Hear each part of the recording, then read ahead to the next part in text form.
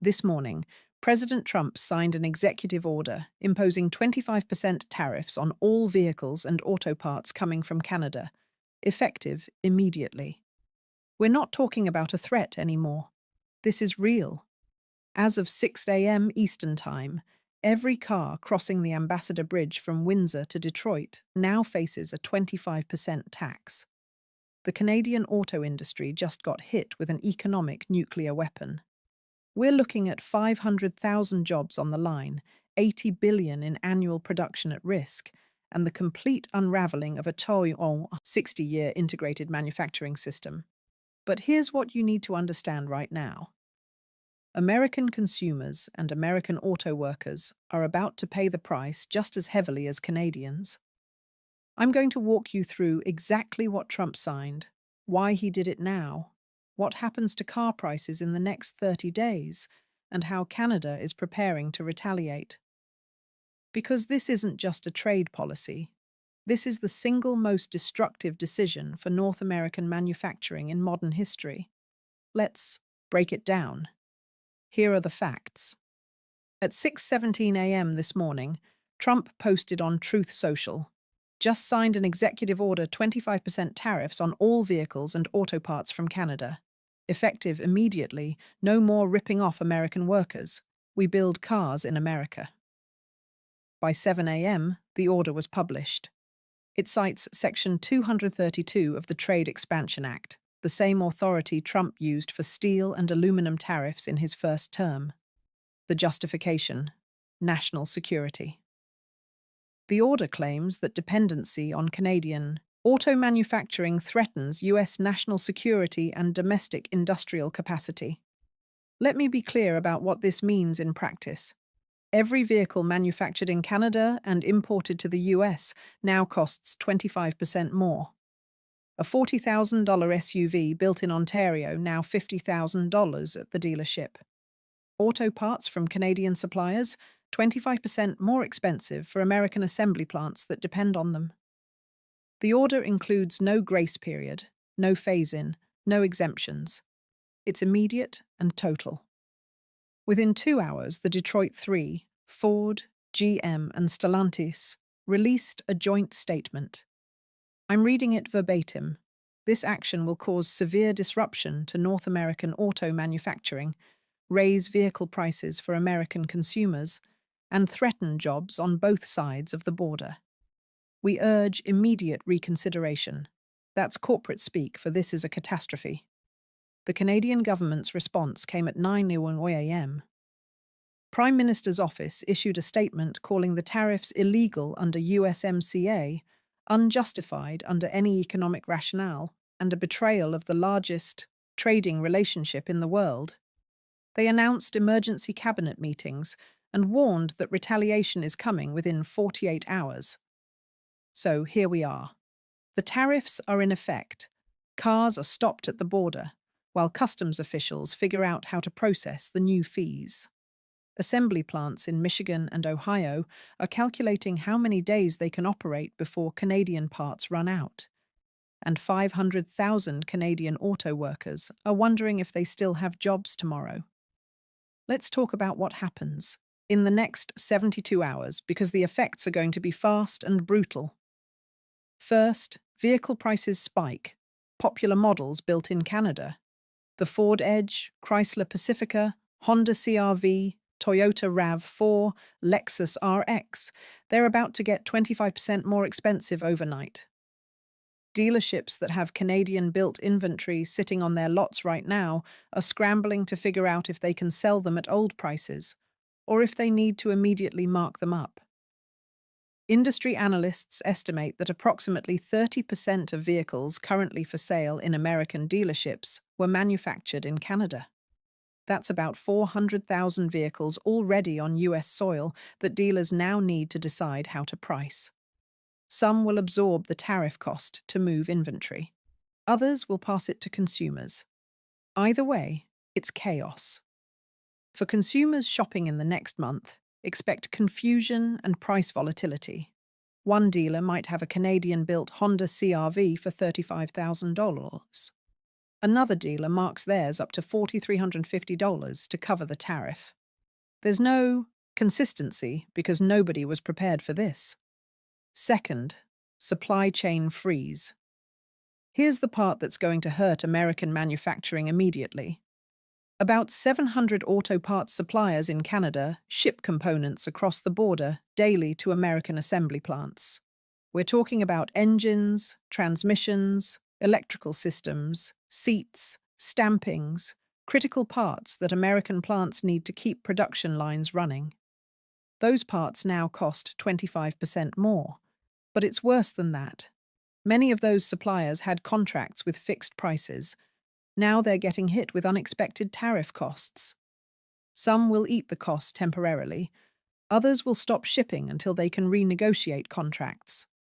Either way, American plants face parts shortages within days. Ford's Kentucky truck plant builds Super Duty pickups using engines from a Canadian plant. Those engines now cost Ford 25% more. Or Ford stops bringing them in, and the Kentucky plant shuts down until they source engines elsewhere. That's 8,000 American workers sent home while Ford figures it out. GM's Lansing Grand River plant in Michigan depends on stampings and components from Canadian suppliers. If those parts stop flowing due to tariff costs, Lansing shuts down. That's another 1,600 American workers idled. This is the insane part.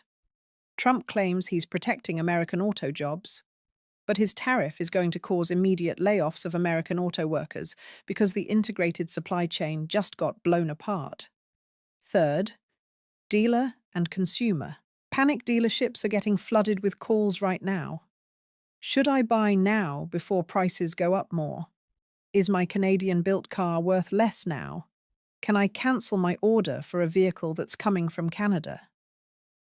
Some consumers will panic buy US-built vehicles, causing shortages of those models and driving up prices across the board.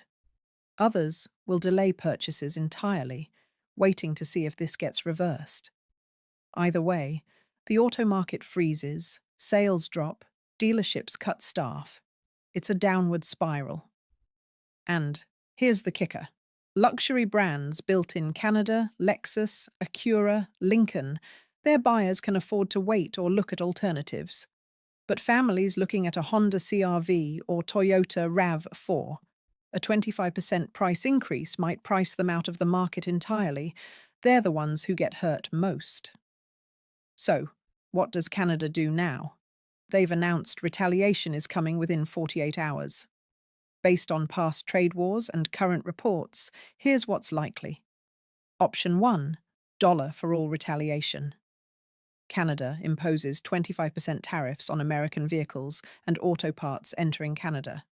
The US exports about $50 billion in vehicles and parts to Canada annually. That market just became 25% more expensive for American companies.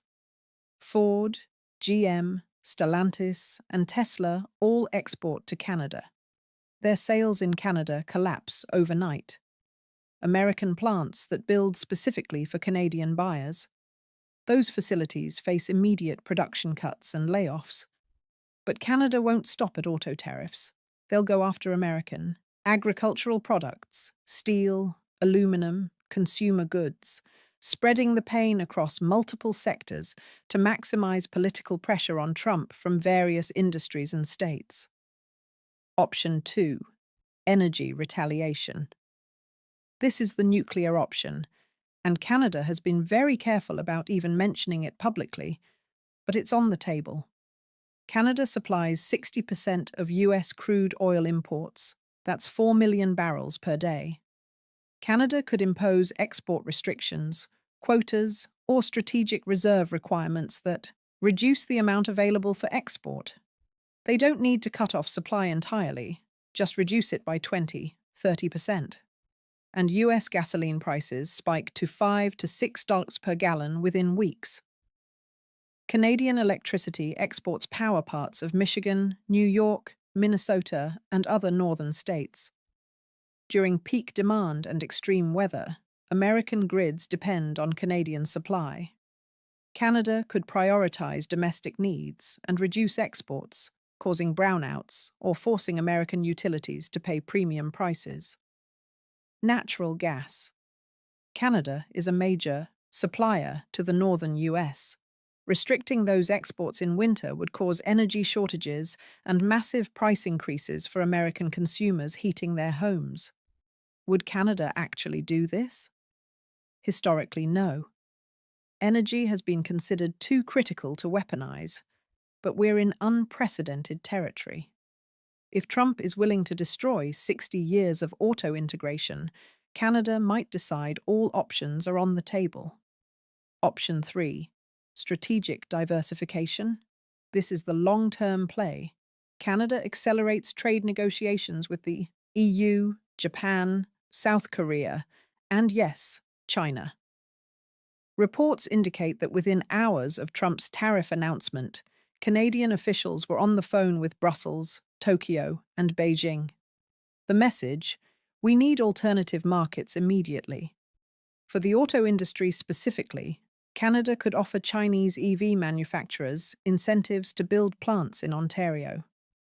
BYD, CL, and others get access to USMCA markets through Canadian production. It sounds crazy, but if Canada is shut out of the US market anyway, they have nothing to lose by inviting Chinese competitors in. The irony would be devastating. Trump's tariff meant to protect American auto manufacturing results in Chinese automakers establishing a beachhead in North America. Let's talk about what 500,000 lost jobs actually means, because this isn't just a statistic.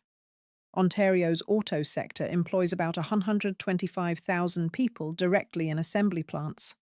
Another 100,000 work in parts manufacturing. Then there's the multiplier effect.